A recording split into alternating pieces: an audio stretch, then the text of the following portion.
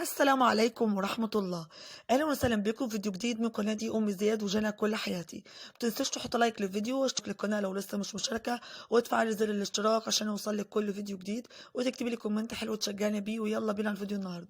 النهاردة هنعمل روتين جميل جدا في قلب الصالة. هنمسك الريسبشن ونمسك السفرة، نمسكها ننضفها كويس جدا، وهنشيل كل حاجة في قلبها نغسلها. يعني ايه؟ يعني هنمسك السجاجيد. الحاجة الوحيدة اللي مش هتتغسل هي السجاجيد والكنب والكراسي. الحاجات ديت اخر حاجة خالص، هتبقى في نص رمضان كده، لان انا الحاجة لسه عندي مش شايفاها، يعني مش متسخة قوي. اللي هي المتسخة قوي شوية هي بقى ايه؟ الحافظة طبعا منها شايلة الهم ده كله، مطرح رجلينا، مطرح اكل الاولاد، اللعب بتاع الاولاد والكلام ده كله. اول حاجه بدات ان انا اعملها، قلت بقى اخد بقى فرصه كده، والزيت موجود قبل ما ينزل الدرس. قلت له تعالى كده شيل معايا بقى ايه السفره ديت. اول حاجه اشيل بس المشايه دي، شلت الجوده اللي نفضتها من الشباك زي ما انتوا شفتوا من شويه، وحطيتها كده على الشباك هوا. وبعد كده هاخدها ايه اغسلها مع الايه، مع الحافظه اللي محطوطه عند السجاده، اللي هي ايه عند الانتريه. فهاخد بقى السفره اللي انتوا شايفينها ديت، هبدا بقى اشتغلها انا وزياد كده. كنا شلناها حطيناها كده على جنب، حطيت اللي هو الازاز بتاع السفره، حطيته على الكرسي رصينا الكراسي جنب بعض. وبعد كده قمنا حاطين الايه الازاز. بعد كده فردت بقى ايه اللي هي القرصه بتاعت الخشب بتاعتها والقاعده بتاعتها من تحت، وقفناها كده على جنب علشان ايه تسند الازاز والحاجات دي متقعش. بعد كده جبت بقى ايه المكنسه علشان اكنس السجاد من اي تراب او اي حاجه موجوده على السجاده، او وبر او اي كلام من ده. واشتغلها بقى ايه ابرمها واحطها على جنب. هنا زي ما انتم شايفين بدات ان انا بكنسها كويس جدا اهوت. هنا زي ما انتم شايفين، انا زي ما قلت لكم من شويه، الحاجه الوحيده اللي هتتغسل في نص رمضان هي الكراسي والسجاجيد. والسجاجيد هتروح المغسله باذن الله كده، لو احيانا الله او اديها المغسله. والاتنين بفه دول برضك هنضفهم كويس. وابدا ان انا ايه امسك برضو الكنب برضو انضفه. شلتها تمام اهوت السجاده وحطيتها على جنب. نمسك بقى ايه المكنسه ونكنس الارضيه كلها. الارض كلها شيلها كده، لو عليها اي تراب اي حاجه كده اعملها بالمكنسه، عشان ما اقعد اتحرك كده ازق الكنب او ازق الكراسي او اي حاجه ازقها على الارض. وانا بحرك الحاجه كده ما يبقاش تحتهم تراب، وما اجي امسح كده يبقى مسح على نضف كده، ما يكونش في قلبها اي تراب. يعني زي ما انتم شايفين اهوت.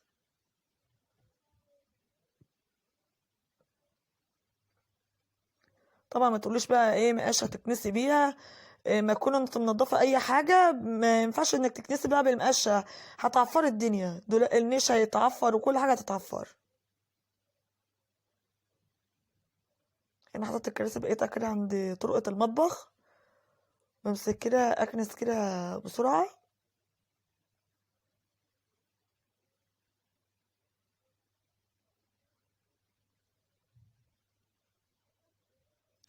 اهو زي ما انتوا شفتم. نبدا بقى نخش بقى ايه على كده خلصنا السفره. نخش بقى على الانتريه بقى، في اوضه الحاجه اللي على الكنب اللي على على الترابيزه. هبدا اشيل الترابيزه، وهنشيل كمان الحافظه ديت، وهنشيل الجودة كمان اللي على الكنبة. هشيل بقى الاتنين دول اخرجهم بره، اللي هي الفازة بتاعت الورد ديت الطويلة، والسجادة هحطها على جنب. بس لما اشيل دول الاول، شيل الحافظة نفضها كده، بشاور لكم بقول لكم لان انا نفضها كده من الشباك اهو. اشتغل اهو برمتها خالص اهوت. اشيلها بقى ايه عشان انضفها من الشباك. واشتلت كمان الجودة ونضفتها برضو. واخدت بقى الاتنين، سبت الجودة حطيتها على الشباك، لكن الحافظة بتاعت السجادة ديت بعد ما نفضتها حطيتها في الغسالة، هي والجودة اللي انا ايه حطها على الايه على المشاية الطويلة.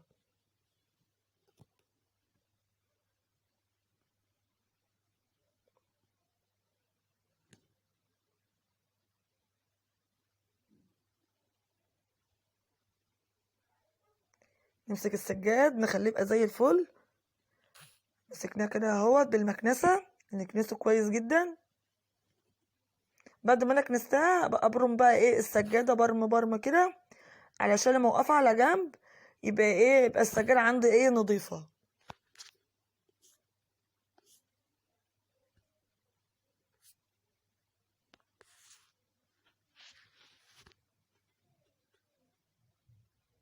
يعني زي ما انتم شايفين بقى، امسك بقى ايه التكاوي والحاجات اللي محطوطه دي احطها على جنب، ونبدا ايه ننضف ايه الدنيا بقى اللي قدامنا. همسك بقى زي ما انا بشاور لكم كده الشباك افكه. اه الشباك ده بيتفك يا جماعه. إيه طبعا في ناس بتعرف تفكه وفي ناس لا. انا بزقه كده لفوق، بمسك بايديا الاتنين الشباك الضرفة الازاز وبرفعه لفوق شويه كده، وبعدين اقوم منزله ايدي لتحت، كوردونه ماسكاه كويس، وبعد كده بقوم سحبها لتحت ويقوم ايه طالع في ايدي على طول. شديت الضرفتين احطهم بقى في الحمام، وهو زي ما انتم شايفين ده بعد ما كان غسلته، يعني وريته لكم بعد ما انا غسلته باللوفه كده ببريل كده وبرسيل جل وكلام من ده وشويه كلور، وقمت دعكاه كويس جدا، وبعد ما شطفته سبته بقى يتصفى كده لما اخلص بقى الشباك. زي ما انتم شايفين الجرار بتاعه دوت مليان تراب، فانا حاولت ان انا اجيب بالمكنسه كده اشيل التراب. في تراب طلع وفي تراب لازق. طبعا من عاصفة التراب اللي فاتت ديت بصراحة خلت لي الدنيا بقت زي التراب، يعني مليانة تراب خالص، اللي هي الشبابيك واللي هي بتاعت الجرار دي. هي ما كانتش متسخة كده من عاصفة التراب اللي عدت ديت، خلت لي الشبابيك كلها مليانة تراب.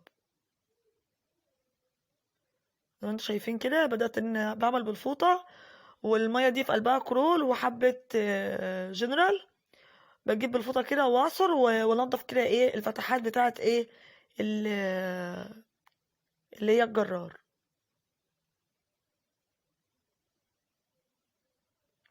طبعا معايا يا جماعة، ما تفوتكوش بردك اللقطة دي برضو، عشان هقول لكم بردك حاجة مهمة. لما يكون انت عايزة بس تجيب التراب من الفتحات الغويطة اللي زي ديت بتعملي ايه. الوقت هقول لكم نعمل ايه مع بعض. هنا هو زي ما انتم شايفين الفرق بين ده وده. شوفوا اللي استخدتي الوسخ اللي هو متلاصق في قلب الفتحات اللي في الجنب ديت. هقول لكم دلوقتي هنعمل ايه. شايفينه ده؟ بصوا الشعر ده بصوا الشعر دوت انا بعمله كده على الفوطه، وببدا ان انا ايه ارفع بيه زي ما انتم شايفين كده. اي حاجه رفيعه حتى لو ما عندكيش دبوس، اي حاجه كده رفيعه بحيث انها تخش كده وتقوم شايله لك على طول الوسخ. زي ما انتم شايفين اهوت بدات ان انا اطلعه، وبعد كده طلعته على فكره من غير الفوطه، وطلعت بالدبوس كده طلع وبقى نضيف وبقى زي الفل. هنا زي ما انتم شايفين اهوت الشباك بقى نضيف وبقى زي الفل. ومسكته برضو غسلته من فوق، يعني مسكت اللي هو الالمونتال من فوق ومن جوه ومن بره، ومسكت السراند نفس الكلام مسكته غسلته غسله حلوه قوي. هنا بعد ما انا خلصت الجنب اللي هناك الشباك، انا كده ماشيه واحده واحده وياكم، ومفيش حاجه جرت ولا اي حاجه. الحاجات بس اللي انا بجريها اللي هي ايه اللي بتاخد مني وقت، يعني زي ما انا بكنس ارض او بكنس سجاد او كلام من ده. لكن التفاصيل بقيتها كلها اللي سايباها ايه عادية خالص قدامكم، عشان تشوفوا كل حاجة انا بعملها ازاي. عشان إيه كل بنت او اي حد عايز يظبط اي حاجة في الشقة يقوم يعملها، تبقى بالنسبة له الحاجة بالنسبة له ايه سهلة وبسيطة. يعني اي واحدة شقتها زي نظام شقتي كده، او عندها شباك المونتان، او عندها اي حاجة، يعني كلنا بندي افكار لبعض، يعني اي حاجه، يعني انا مش بنزل روتين وخلاص. يعني انا ندي لبعض افكار بنعمل ايه في الاول وايه بعد كده. يعني نشيل السجاد، مش كل حاجه اللي نعملها او اي حاجه وخلاص، لا. نمشي بالترتيب واحده واحده زي ما انا عامله، بالنسبه لك هتحس بالنسبه لك الحاجه مريحه. انا مسكت بعد ما انا شلت الحاجات اللي على الارضيه، بدات ان انا كنست. بعد ما كنست مسكت الحفاظات والحاجات دي حطيتها في الغساله وسبت الغساله ان هي تشتغل. بعد كده مسكت الشبابيك غسلتها. حاجة في حاجة كده تلاقي بالنسبة لك الحاجة سهلة. خلصنا الشباك الأولاني دخلنا على الشباك الخشب أهو. أنا بقى برضو بمسك الخشب دوت بغسله كويس جدا أهو بالفوطة أهو. بديله دعكة حلوة كده.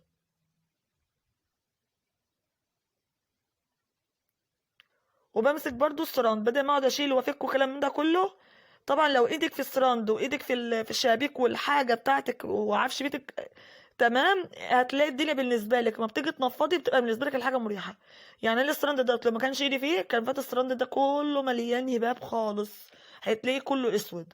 فلك مني ايدي في الحاجه على طول، فمن وقت للتاني بمسك انفضه او المعه، فعلى طول مهوش مطرب عندي. اكيد يعني انتوا شايفين يعني انا بعمل ايه بالظبط. واكيد شايفين لو انا الحاجه عندي مش نظيفه هقول لكم مش نظيفه. مش معقول انا بنضفها مثلا قبلها بالكاميرا وفاتحه الكاميرا بوريكم يعني النظافه، لا اكيد اكيد لا. انا عن نفسي ما مش هحب كده. وتاني حاجة يعني تعب، يعني مين اللي يعني اللي يديله عقل يعني يعمل كده؟ في ناس كتير بتقول ايه ده، في ناس بتصور وبيقعدوا يعملوا كده، مش انا يعني شفت تعليقات على فيديوهات كتير لناس تانية، بسم الله ما شاء الله، فيديوهات كتيرة وهما مثلا بيعملوا روتين في البيت او كده، فبيقعدوا يتكلموا عليهم ويقولوا ده بنضفها البيت قبل ما تفتح تورينا، تتلاقي شقتها جايفة، تتلاقي معرفش ايه. لا يا حبيبتي والله العظيم، اي واحدة سواء فاتحة قناة، اي واحده، مش بتكلم عليها يا جماعه عشان ما حدش يفهم الكلام غلط، انا ما حدش كاتب لي الحمد لله ولك الحمد، ما حدش بيكتب لي حاجات من دي. كل واحده عارفه هي بتعمل ايه في بيتها، وكل واحده عارفه نظافتها. انا الحمد لله قبل ما اعمل اي حاجه خالص بفتح الفيديو بوريكم قبل وبعد عشان نشجع بعض. يعني الروتينات دي قصدها ايه؟ ان احنا كلنا نتحمس من بعض ونشجع بعض. يعني اي واحده كسوله مش عارفه تعمل ايه في شقتها، مش عارفه تنظف ايه، تبدا بايه الاول، ايه اللي تعمله، ايه الجولات اللي تقدر تعملها قبل رمضان، ايه الترتيبات بالظبط. يعني انا ماشيه معاكم من اول التفريزات، يعني انا فرزت حاجات معينه بسيطه جدا، وفي حاجات انا في الفريزر. طبعا انا عندي، طبعا ما عنديش ديب فريزر، انا عندي ديب فريزر والله تلاقوني جايبه حاجات كتير وبعملها وياكم، بس انا اللي مانعني ان اجيب حاجات تانية كتير. انا هجيبها بالطلب على حسب، مثلا قبلها بيومين، ابقى قبلها بيوم، على حسب الحاجه اللي انا هستخدمها، بحيث ان لما اجي اعمل حاجه تبقى بالنسبه لي سهله. ليه بقى؟ لان انا ما عنديش ديب فريزر. ديب فريزر ده يا جماعه قلت لكم في فيديوهات كتير، بياخد كل حاجه، خضار، فاكهه، اي حاجه انت بتفرزيها، دواجن، لحوم، فبتفرزي براحتك وتعيني. لكن انا ما عنديش، انا فرزت الحاجه اللي انا فرزتها بالنسبه لي اللي هتاخد مني وقت او انا عايزاها تبقى متوفره معايا، فده فرزتها وياكم. لكن لو حاجه تانية ممكن اعملها باذن الله وياكم واعرفكم. لكن لو مثلا واحده، انا بشوف ناس كتير بسم الله ما شاء الله ربنا يزيد ويبارك، بيفرزوا لحوم وفرزوا فراخ، واللي جايبين بط بيعملوه ازاي قبل ما يعملوه في الفريزر، جايبين للبانيه، جايبين الشرايح البانيه الفراخ واللحمه كتير، حاجات كتير يعني قوي. كبد وقوانص جايبينها مثلا اللي جايبه على قد الاكله، حاجات من بره يعني شاريينها. الاكلات يعني مقسمين وجباتهم اللي هياكلوها طول شهر رمضان، ما حاسين ان احنا طول السنه ما ناكلش وبنيجي ناكل في شهر رمضان. لا، انا ماشيه والله معاكم واحده واحده، لاي واحده بسيطه واحده عاديه خالص انها تقدر تعملها، علشان ما نقعدش نفتري على خلق الله. مش واحده عندها حاجات عندها مثلا ربنا عطيها وناس لا، يعني نمشي مع دي ونمشي مع دي، يعني نتقي الله يعني في بعض شويه. لان بجد انا بشوف والله العظيم يعني الحمد لله، مش قادره اقول لكم، يعني في ناس والله العظيم ما لاقيه تاكل، وتلاقي تفريزات كتير، مطلعه شويه رز، ومطلعه كرتونه زيت عشان تفريزات رمضان، خزين رمضان. ليه يعني كل المهازر دي؟ طبعا لو انت بتطلعي حاجه لله ماشي اعملي، زكاة رمضان اعملي، لكن ما تطلعوش يا جماعة تتباهوا. في ناس بتطلع تتباهى بالأكل والشرب على خلق الله، واحنا في أيام فضيلة. ليه ما يكون مثلا أسرة مفتقدة الأب والأم وعايشين أسرة يعني بسيطة خالص، بيبقى الأولاد عايشين لوحدهم، فييجوا يشوفوا مثلا الأب وأم بيجيبوا ازاي الطلبات للبيت. أنا مش بقول لكم كده وخلاص، لا، الحاجات دي اللي أنا شفتها بجد وكانت مؤثرة فيها كويس، مؤثرة فيها قوي، وكنت عايزة أقولها لكم. سواء قنوات صغيرة زي أو كبيرة، يا ريت نتقي الله في الناس وفي شعور الناس، لأن بجد بيصعبوا على الواحد لما يكون احنا مثلا، احنا كل واحد بتعمل على قد مقدرتها، ما نروحش نيجي نعمل ونتباهى أو عشان نلم مشاهدات. المشاهدات دي بتجينا من عند ربنا. لو ربنا رايد لك المشاهدة، ممكن على فكرة يكون انت جايبة السوق كله وحاطاه في بيتك بس ما عندكش مشاهدة، ما عندكش محتوى كويس. لازم المحتوى كويس، اللي يدخل، مش اللي يدخل العين، لا، يدخل القلب الاول، علشان تقدري تحس البني ادم اللي قدامك دوت فعلا هيشاهدك، وهيحس فعلا انك ست محترمه وست كويسه بتراعي شعور الناس. انا مش عايزه اطول عليكم في النقطه دي، بس انا كنت بجد شفت حاجات كتير جدا، شفت فيديوهات كتير قوي. في فيديوهات كنت بتابعها وفي فيديوهات ما كنتش بتابع قنواتهم، اتلاقيت حاجات من دي بجد مهازل، لما بجد قال لي نفسيتي بجد تعبت. فانا حبيت بس اقول لكم بس النقطه ديت، مش عايزه اطول فيها بس وياكم عشان ايه محدش يتضايق. هنا زي ما انتوا شفتوا، نرجع بقى للفيديو، زي ما انتوا شفتوا مسكت الحيطان، مسكتها لمعتها كويس جدا، وعملنا كل حاجه اهوت زي الشبابيك، وعملنا ايه دلوقتي، هي الحيطان بس اللي لمعتها دلوقتي، ولمعت الباب من جوه ومن بره، وخليت جنى تلمع لي المروحه ديت، ولمعت لي الكنب الخشب، ولمعت لي ايه كمان النيش بعد ما يشيل هي هتلمعه لي بس في الاخر. هنا انا كنت لسه بستنى زيد ما هو يجي، وكنت ايه قلت اما امسح الاول وبعد كده هنخش نتغدى انا وجنى لغايه ما هو زيد بقى يجي وباباه يتغدوا بقى لوحدهم عشان الاحق بقى ايه ان انا ايه انجز في الوقت الارض يكون نشفت لما يجوا يخشوا البيت، ما يعكوش الدنيا، ما ياخدوش من بره لجوه كده ويعكوا لي الدنيا. فانا قلت الارض تنشف براحتها، والشباك انا فاتحه بس الازاز وعامله السراوند في اللي هو في الريسبشن، لكن السفره انا قافله بس الازاز عشان الازاز عند السراوند ليه فتحات من الجنب، يعني السراوند بتاعه ليه فتحات من الجنب كده مش لازق في الازاز بيتشد كده جرار ويبقى ما بيخشليش حاجه، لا في فتحات ممكن تدخلك ناموس. فانا قفلت على قد ما انا قدرت، نشيت الناموس كده واي دبانه وكده ونشيتها وخرجتها. بعد كده جيت ان انا مسحت بقى الحيطان، وبعد ما مسحتها كويس جدا بدات ان امسح الارضيه. وبعد ما مسحت الارضيه بقى ايه هندخل نتغدى ونكمل يومنا بقى ايه مع بعض، شوف نعمل ايه. هنا اهوت انا قلت مش كده عماله ازق كده الكنب والحاجه علشان ايه ابدا امسح من تحته. مسحت مره واتنين وتلاته علشان اتاكد ان كل حاجه بالنسبه لي نظيفه ومفيش عليها اي تراب. فاهمين يا جماعه؟ اي حاجه كده تبقى نظيفه كده على رمضان. انا بحب كده التنظيفه ديت عشان ايه الواحد مبيبقاش قادر، وكمان بيبقى الواحد يعني كمان بيشتغل، فبالنسبه لي بيبقى التعب يعني بيبقى ارهاق جامد. وانا طبعا بعمل على قد كمان انا ايه ما بقدرش يعني كل حاجه بعملها لوحدي، فكل مره بعمل حاجه وعلى مهلي مفيش يعني مش مستعجله على حاجه، مش الضيوف يعني واقفين لي على الباب.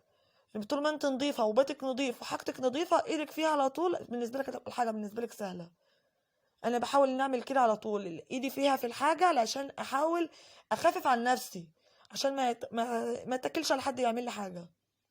انا يعني جوزي وزياد وجنى ربنا يبارك لي فيهم، هم كانوا بيساعدوني في الحاجه التقيله يشتلوها، يساعدوني يناولوني حاجه كلام من ده. لكن كتنظيف عميق للحاجه انا اللي بعملها مش هيعرفوا يعملوها.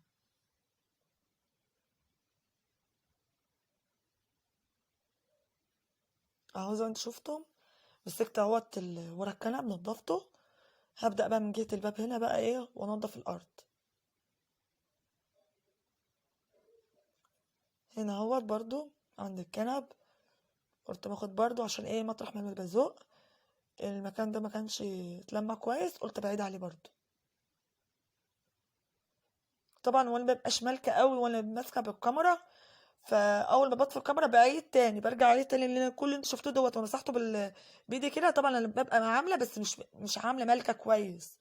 اول ما بعرفكم بقى اني مسحت المنطقه دي برجع بفصل الكاميرا وبرجع اعيد تاني المكان اللي أنا عملته بمسك اطوقه تاني، وببدا افتح الكاميرا بقى ايه وانا بعمل ايه الجزء التاني. انا بعمل كده يا جماعه علشان ايه اتملك كويس من المساحه وانا بقى ايه بمسح بيها بجد يعني. انا كل ما امسك المساحه دي بشكر فيها وبشكر الراجل اللي بجد اللي صنعها، يعني بجد ربنا يبارك فيه.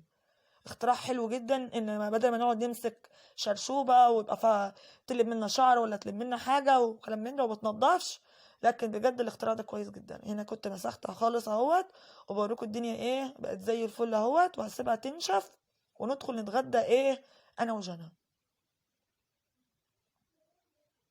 كنت عامله اكله خفيفه كده بس سريعه، قلت ناكل كده انا وجنى علشان نقدر نكمل اليوم بتاعنا. اهو والحيطان نشفت اهو زي ما انتم شايفين، لسه حتت صغيره كده تحت الشباك لسه طريه، بس بقيت الحيطان ايه انا مسكت على فكره الحيطان كلها من فوق لتحت الصاله ومن عند الطرقه من هنا عند المطبخ والحمام وعند الاوض. مسكت الحيطان من فوق ومن تحت كلها مسحتها، ما خليتش حته ما مسحتهاش. هنا بقى كانوا اجوا خلوتهم بقى قبل ما ينزلوا كانوا اجوا اتغدوا وتمام. مسحت برضك طبعا مطرحهم وكلام من ده علشان كانوا عاكين كان قاعدين بياكلوا وكلام من ده، فكان في هرد كان واقع على الارض. بعد ما مسحته خلاص خليتهم بقى فردوا بقى مع السجاده وحطوا لي الترابيزه ديت حطيناها بقى تمام. نبدا بقى نخش على الجنب التاني دوت ونبدا نظبطه.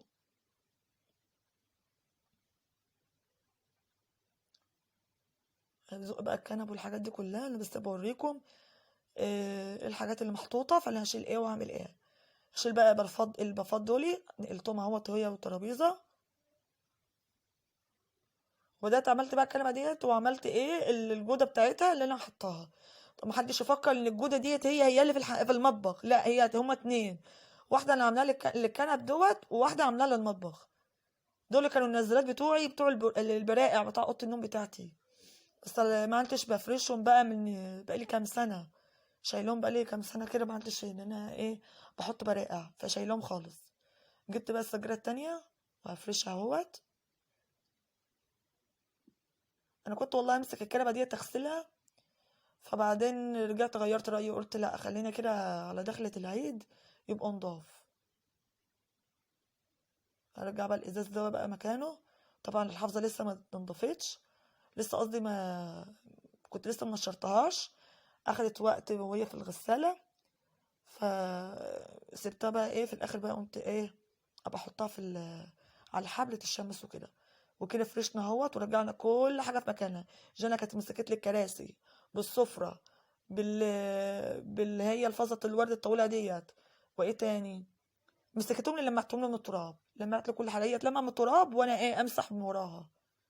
كل واحد ايده في حاجه. والمروحه اللي هناك دي بردك مساحتها، والنيش مسكته بردك نضفته، قلت لها نضفهولي باللي هو الجوانتي ايه اللي هو الشرشوبه ده، مسكتهولي كده وخلت لي ايه النيش بقى زي الفل. هسيب بقى اللمسات الخفيفه بقى اللي في الاخر اللي هي ايه قبل رمضان بقى، قبل رمضان ايه قبل العيد. يعني اللي هما التكاوي دولي انا همسكهم احطهم في الغساله اغسلهم، والكياس بتوع اللي هما الشلت هاخدهم برضه احطهم في الغساله ان هما يتغسلوا كويس جدا. وبعد كده ابقى احطهم ايه على في نص رمضان كده او في اواخر رمضان، عشان يبقى الدنيا عندي بالنسبه لي نظيفه. طبعا انا كده خلصت الشقه اهو. طبعا هتنظروا بقى ايه فيديو باذن الله، يبقى فيديو مشتريات مشتريات رمضان، حاجات اللي جايبها جديده للمطبخ، حاجات كده حلوه تعجبكم باذن الله. وحاجات باذن الله كده هنعملها كده جوله حلوه كمان برضك، هنغير كمان في الصاله انوار، وهنجيب حاجات جديده كده برضو عشان نغير الشكل برضو علشان اجواء رمضان. انتظروني بقى في الفيديو الجاي باذن الله. كنت مش قادره اقول لكم، يعني هيبقى جميل وهيبقى برضو بالنسبه لكم مفيد، هيبقى حاجه حلوه جدا. واشوفكم بقى في فيديو جديد باذن الله، والسلام عليكم ورحمه الله. بس ما تنسوش بقى باللايك والشير والكومنت، واشوفكم في رعايه الله وامانه، والسلام عليكم ورحمه الله.